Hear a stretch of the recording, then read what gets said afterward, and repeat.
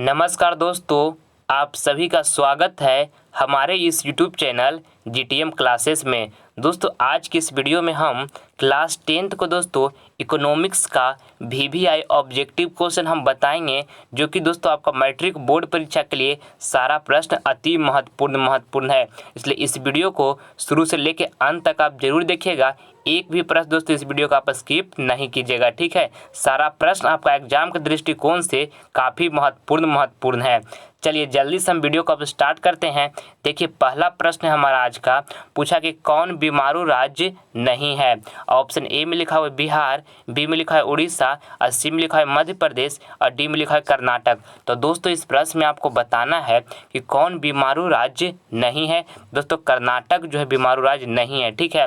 Option में D जो होगा बिल्कुल करेक्ट आंसर हो जाएगा। और देखिए बिहार दोस्तों ये बीमारू राज्य है, उड़ीसा भी दोस्तों बीमारू राज्य है, और मध्य प्रदेश भी दोस्तों बीमारू राज्य है, और कर्नाटक नहीं है। तो ऑप्शन में डी हमारे यहाँ पर बिल्कुल करेक्ट आंसर हो जाएगा। आइए अगला प्रश्न हम देख लेते हैं। दूसरा नंबर प्रश्न काफ़ी महत्वपूर्ण प्रश्न है। पूछा गया है कि निम्न में कौन सी सेवा गैर सरकारी है। गैर सरकारी कहने का मतलब दोस्तों कि प्राइवेट हो, ठीक है, वो सरकारी नहीं हो। ऑप्शन ए में लिखा हुआ है सैन्य सेवा, बी में लिखा है रेल सेवा, और सी में लिखा है मॉल सेवा, और डी में लिखा है वित्त सेवा। तो आपको बताना है दोस्तों इस प्रश्न में कि निम्न में से कौन सी सेवा गैर सरकारी है। तो देखिए मॉल सेवा जो है दोस्तों ये गैर सरकारी सेवा है, कहने का मतलब ये प्राइवेट सेवा है, ठीक है। तो ऑप्शन में सी जो होगा हमारा बिल्कुल करेक्ट आंसर हो जाएगा। और देखिए दोस्तों ये सैन्य सेवा मतलब होता है सैनिक सेवा, ठीक है। तो ये सरकारी सेवा है दोस्तों। और रेल सेवा, तो रेल सेवा भी दोस्तों सरकारी सेवा है, ठीक है। और देखिए वित्त सेवा मतलब होता है दोस्तों अर्थव्यवस्था के अंतर्गत ये आता है, ठीक है। और ये भी दोस्तों हमारा सरकारी सेवा है, ठीक है। तो ऑप्शन में सी जो है दोस्तों ये गैर सरकारी सेवा है। ऑप्शन में सी बिल्कुल करेक्ट है। आइए अगला प्रश्न हम देख लेते हैं। तीसरा नंबर, किस क्षेत्र को तृतीय क्षेत्र कहा जाता है। देखिए ऑप्शन ए में लिखा हुआ है कृषि, बी में लिखा है सेवा, और सी में लिखा है दोस्तों उद्योग, और डी में लिखा है कोई नहीं। तो आपको प्रश्न में इसमें बताना है दोस्तों कि किस क्षेत्र को तृतीय क्षेत्र कहा जाता है। तो सेवा क्षेत्र को दोस्तों तृतीय क्षेत्र कहा जाता है। ऑप्शन नंबर बी जो होगा बिल्कुल करेक्ट आंसर हो जाएगा। और देखिए कृषि को दोस्तों ये प्राथमिक क्षेत्र हम कृषि को कहते हैं, ठीक है। ये भी आपको याद रखना है कि पूछेगा कि प्राथमिक क्षेत्र किसे कहा जाता है, तो कृषि को, ठीक है। और देखिए उद्योग क्षेत्र है दोस्तों ये हमारा द्वितीय क्षेत्र है, ठीक है। इसको भी आपको याद रखना है जब पूछेगा कि द्वितीय क्षेत्र किसे कहा जाता है, तो उद्योग क्षेत्र को, ठीक है। आइए अगला प्रश्न अब हम देख लेते हैं। चौथा नंबर प्रश्न काफ़ी महत्वपूर्ण प्रश्न है। इसमें पूछा गया कि भारत में मतदाता होने की न्यूनतम आयु क्या है। ऑप्शन ए में लिखा है 16 वर्ष, बी में लिखा है 17 वर्ष, और यहाँ सी में लिखा है 18 वर्ष, और डी में लिखा है 19 वर्ष। तो दोस्तों इस प्रश्न में आपको बताना है कि भारत में मतदाता होने की न्यूनतम आयु क्या है। दोस्तों जो भारत में वोट देने की दोस्तों न्यूनतम आयु जो है कितना है, तो 18 वर्ष है, ठीक है। ऑप्शन में सी जो होगा हमारा बिल्कुल करेक्ट आंसर हो जाएगा। आइए अगला प्रश्न हम देख लेते हैं। 5 नंबर प्रश्न काफ़ी महत्वपूर्ण प्रश्न दोस्तों आपके बोर्ड एग्जाम के लिए पूछा है। निम्न में से किस देश में मिश्रित अर्थव्यवस्था है। ऑप्शन ए में लिखा है अमेरिका, और सी में लिखा है रूस, और बी में लिखा है रूस दोस्तों, और सी में लिखा है भारत, और डी में लिखा है चीन। तो आपको बताना है कि निम्न में से किस देश में मिश्रित अर्थव्यवस्था है। तो हमारा भारत में है दोस्तों मिश्रित अर्थव्यवस्था। ऑप्शन नंबर सी जो होगा बिल्कुल करेक्ट आंसर हो जाएगा। एक प्रश्न और भी आपका एग्जाम में पूछा जाता है इस तरह से कि पूंजीवादी अर्थव्यवस्था किस देश में है दोस्तों, तो अमेरिका में है, ठीक है। इसको भी आपको साथ में याद रखना है कि पूंजीवादी अर्थव्यवस्था किस देश में है, तो अमेरिका में है, ठीक है। आइए अगला प्रश्न हम देख लेते हैं। छठा नंबर प्रश्न काफ़ी महत्वपूर्ण प्रश्न है आपके बोर्ड एग्जाम के लिए पूछा है। मत्स्य पालन किस क्षेत्र में आता है। ऑप्शन ए में लिखा है प्राथमिक क्षेत्र में, बी में लिखा है द्वितीय क्षेत्र में, और सी में लिखा है तृतीय क्षेत्र में, और डी में लिखा है दोस्तों इनमें से कोई नहीं। तो दोस्तों देखिए मत्स्य पालन मतलब होता है मछली पालन, ठीक है। अब पशुपालन दोस्तों मछली पालन ये कृषि में आता है, और जो कृषि होता है दोस्तों वो प्राथमिक क्षेत्र में आता है, ठीक है। तो ऑप्शन नंबर ए जो होगा हमारा बिल्कुल करेक्ट आंसर हो जाएगा। आइए अगला प्रश्न अब हम देख लेते हैं। 7 नंबर प्रश्न काफ़ी महत्वपूर्ण प्रश्न है आपके बोर्ड एग्जाम के लिए पूछा गया कि भारत का केंद्रीय बैंक कौन सा है। ऑप्शन ए में लिखा है रिजर्व बैंक ऑफ इंडिया, और बी में लिखा है क्षेत्रीय ग्रामीण बैंक, सी में लिखा है स्टेट बैंक ऑफ इंडिया, और डी में लिखा है दोस्तों पंजाब नेशनल बैंक। तो आपको बताना है दोस्तों इस प्रश्न में कि भारत का केंद्रीय बैंक कौन सा है। तो रिजर्व बैंक ऑफ इंडिया है दोस्तों, ठीक है। ऑप्शन नंबर ए जो होगा हमारा बिल्कुल करेक्ट आंसर हो जाएगा। और दोस्तों ये भी साथ में याद रखिएगा कि भारत का सबसे बड़ा बैंक कौन है, तो स्टेट बैंक ऑफ इंडिया है, ठीक है। भारत का सबसे बड़ा बैंक दोस्तों स्टेट बैंक ऑफ इंडिया है, ठीक है। इसको आप साथ में याद रखिएगा। आइए अगला प्रश्न हम देखते हैं 8 नंबर प्रश्न दोस्तों आपके बोर्ड एग्जाम के लिए काफ़ी महत्वपूर्ण प्रश्न है, इसे आप ध्यान से याद कर लीजिएगा। पूछा कि भारत में नीति आयोग कब बना। ऑप्शन ए में लिखा हुआ है 2013, बी में लिखा है 2014, सी में लिखा है 2015 और डी में लिखा है 2016। तो दोस्तों इस प्रश्न में आपको बताना है कि भारत में नीति आयोग कब बना, तो 2015 ईस्वी में बना दोस्तों। ऑप्शन नंबर सी जो होगा हमारा बिल्कुल करेक्ट आंसर हो जाएगा। देखिए जो नीति आयोग है दोस्तों इसका पुराना नाम क्या था, तो योजना आयोग था, ठीक है। और योजना आयोग को नाम बदल दिया गया और नीति आयोग कर दिया गया। और किसने किया दोस्तों, तो याद रखिएगा दोस्तों कि किसने किया, तो बीजेपी ने किया, ठीक है। और कब किया दोस्तों, तो 2015 ईस्वी में किया, ठीक है। ऑप्शन में सी जो होगा हमारा बिल्कुल करेक्ट आंसर हो जाएगा। आइए अगला प्रश्न अब हम देख लेते हैं 9 नंबर प्रश्न काफ़ी महत्वपूर्ण प्रश्न है आपका एग्जाम के लिए। बहुत बार ये प्रश्न आपका एग्जाम में पूछा गया है, किसे पिछड़ा राज्य कहते हैं।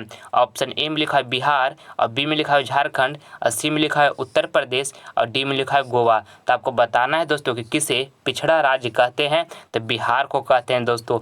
ऑप्शन में ए जो होगा हमारा बिल्कुल करेक्ट आंसर हो जाएगा।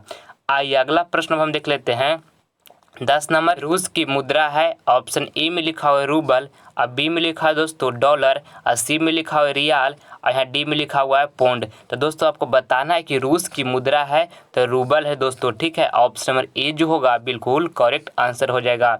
और दोस्तों आगे बढ़ने से पहले आपको मैं एक बात बताना चाहता हूं दोस्तों कि अगर जो आप अभी तक हमारे चैनल को सब्सक्राइब नहीं किए हैं दोस्तों, तो इस चैनल को आप सब्सक्राइब कर लें, ठीक है। क्योंकि दोस्तों सारा वीडियो आपके लिए काफ़ी मेहनत से हम बनाते हैं। अगर जो हमारा वीडियो को आप पसंद करते हैं तो इस चैनल को आप जरूर सब्सक्राइब करें दोस्तों, और इस वीडियो को अपने दोस्तों में शेयर भी करें, और इस वीडियो को लाइक भी करें, ठीक है।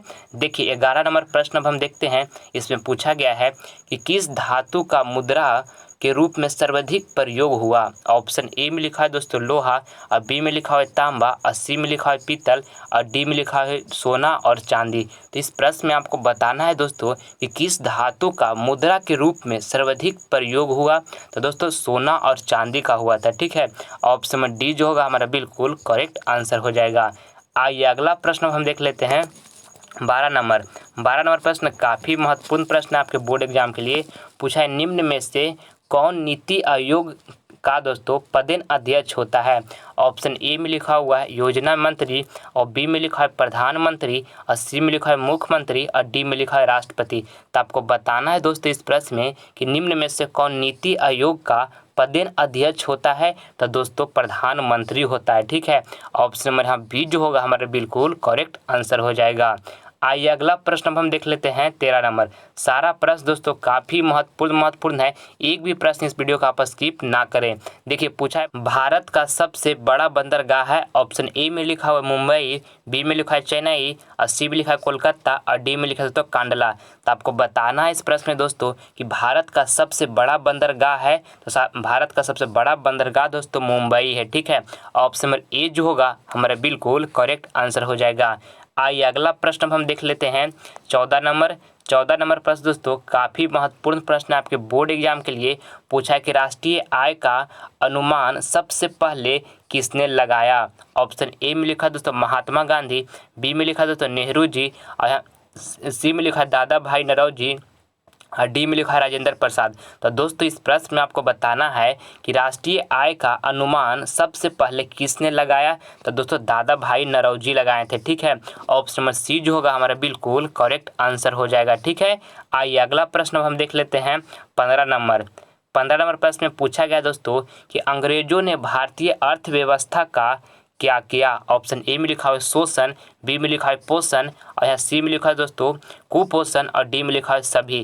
तो आपको बताना है इस प्रश्न में दोस्तों कि अंग्रेजों ने भारतीय अर्थव्यवस्था का क्या किया, तो शोषण किया दोस्तों, यानी कि लूटा। ठीक है, ऑप्शन नंबर ए जो होगा हमारा बिल्कुल करेक्ट आंसर हो जाएगा। आइए अगला प्रश्न अब हम देख लेते हैं 16 नंबर प्रश्न काफ़ी महत्वपूर्ण प्रश्न है आपके बोर्ड एग्जाम के लिए। पूछा है बिहार में जीवन यापन का मुख्य साधन है। देखिए ऑप्शन ए में लिखा है दोस्तों कृषि, बी में लिखा है दोस्तों उद्योग, और सी में लिखा है व्यापार, और डी में लिखा हुआ है सभी। तो दोस्तों बिहार में जीवन यापन का मुख्य साधन क्या है, तो कृषि है दोस्तों। ठीक है, ऑप्शन नंबर यहाँ पर ए जो होगा हमारा बिल्कुल करेक्ट आंसर हो जाएगा।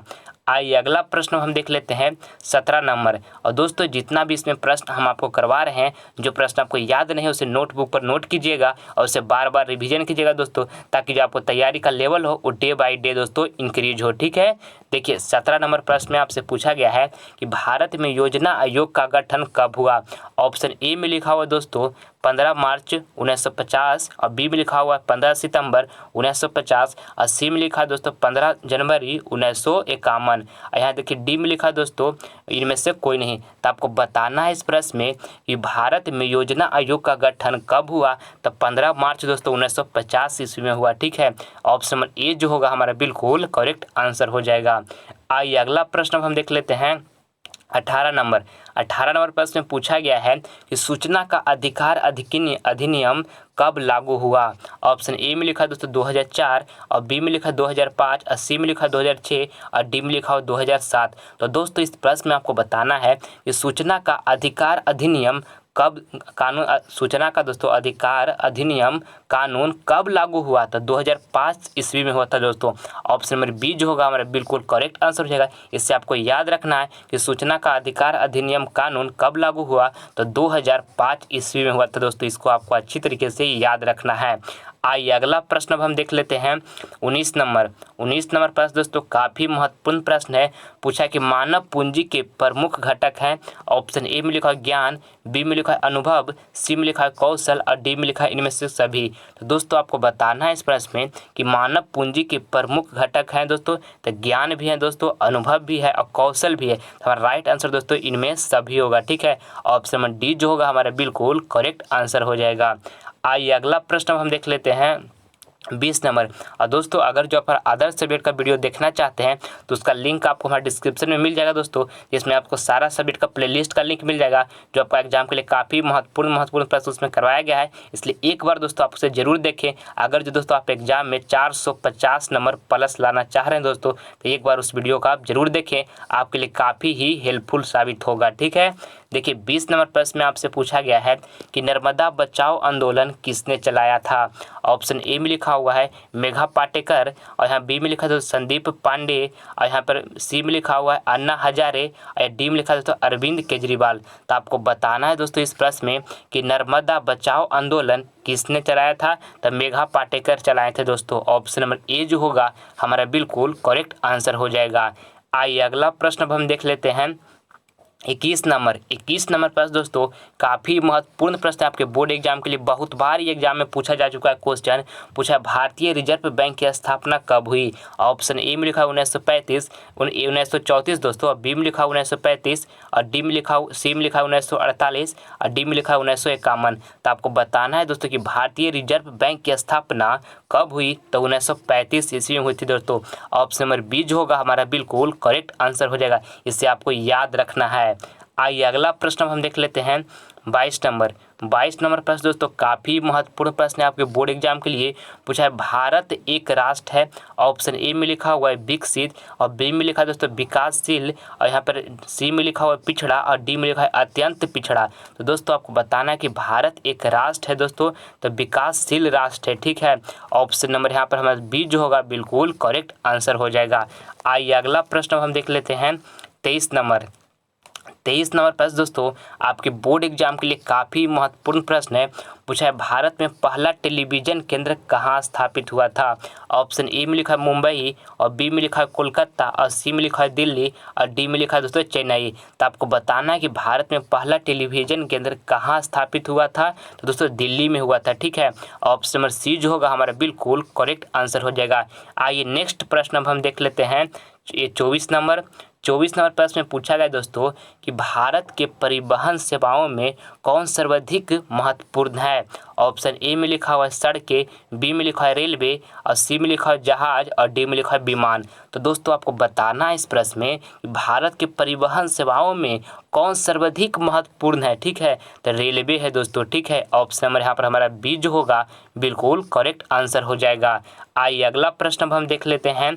25 नंबर इसमें पूछा गया है दोस्तों कि वैश्वीकरण के मुख्य कितने अंग होते हैं। ऑप्शन ए में लिखा है 1, और बी में लिखा है 2, सी में लिखा है 3, और डी में लिखा है 4। तो दोस्तों इस प्रश्न में आपको बताना है कि वैश्वीकरण के मुख्य कितने अंग होते हैं। तो 4 होते हैं दोस्तों। ठीक है, ऑप्शन नंबर डी जो होगा हमारा बिल्कुल करेक्ट आंसर हो जाएगा।